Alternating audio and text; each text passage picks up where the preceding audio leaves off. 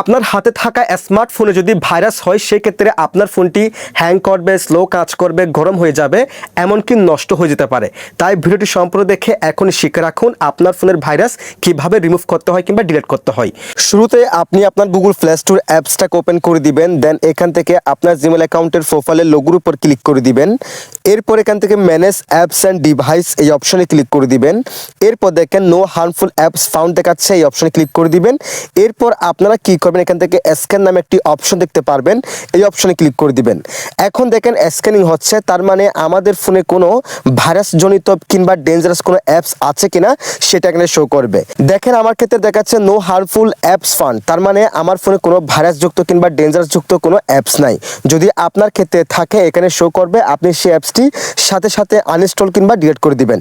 এরপর আপনি দ্বিতীয়ত যে কাজটি করবেন, আমাদের প্রত্যেকের ফোনে কিন্তু সিকিউরিটি স্ক্যান কিংবা ডিভাইস স্ক্যান নামে এরকম ফোনের অফিসিয়ালভাবে ডিফল্টে কিন্তু এই অ্যাপসগুলো থাকে।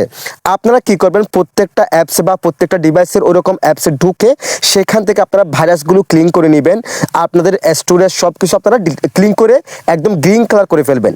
সেক্ষেত্রে কিন্তু আপনার ফোনে যে ভাইরাস থাকবে সেগুলো ডিলিট হয়ে যাবে এবং আপনার ফোনটি সুপার ফাস্ট কাজ করবে, নষ্ট হওয়া থেকে বিরত থাকবে। That's it.